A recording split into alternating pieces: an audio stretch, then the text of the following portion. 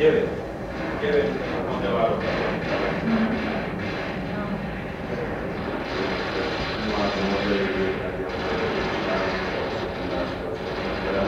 Toto je zaujímavé.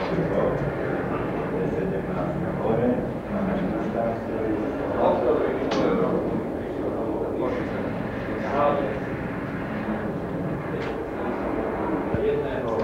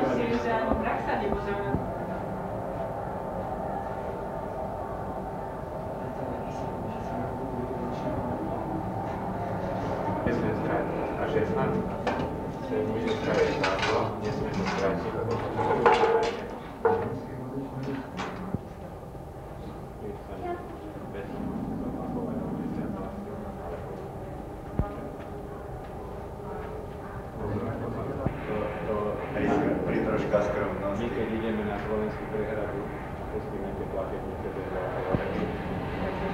Takéto plody to nie je, to široké, mám tak vysoké,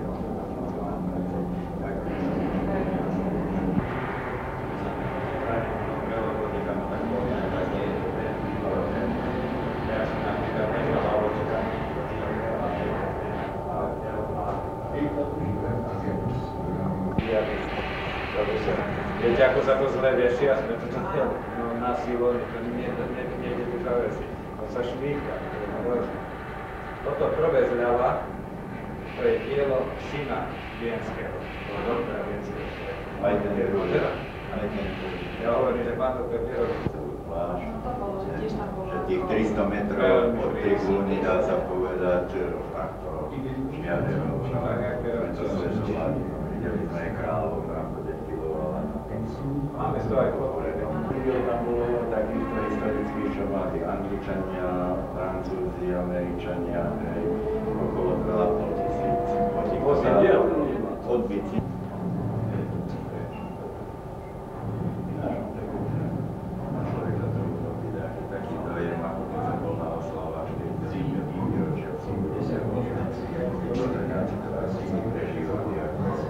Končil som sa stretnúť keď akorát som povedal,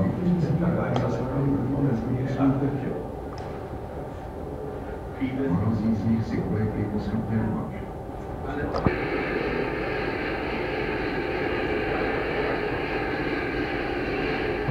Dobre, teraz chodte tam. Na mňa sa nepozerajte. Pozerajte výstavu, ak chodte viacej dozadu.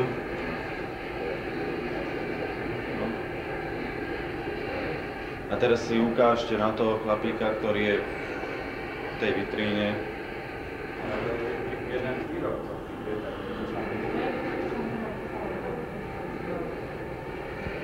Dobre.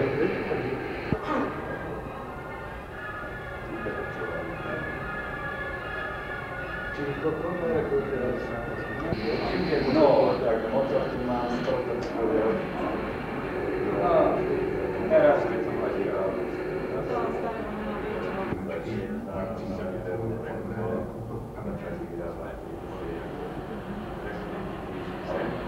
Nie, išli prvý rok, ale aj prvý. Nie. Tam bolo vedieť, že veľa ten náš kvartík, podpisoval, neviem, čo ste si všimli, tak dávali, podpisoval, no neviem čo, dokumy nejaký záver, tak úplne ako hrom to bolo. Lebo on sa vždy usmiel, ale teraz to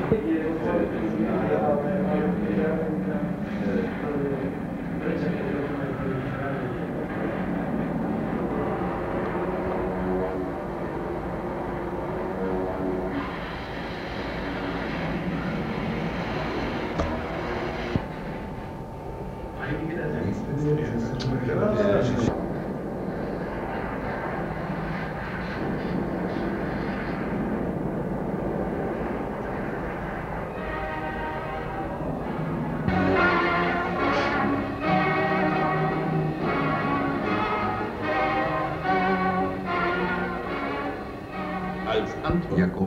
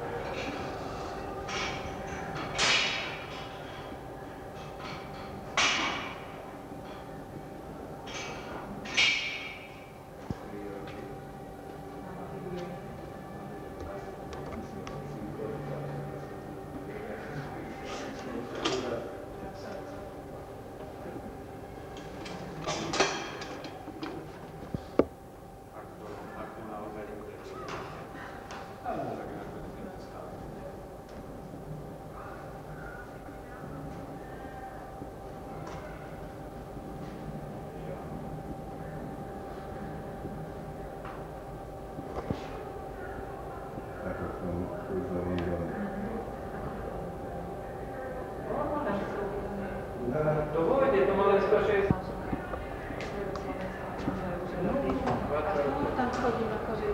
No ale tak dozadu nechodíte asi. Či aj dozadu?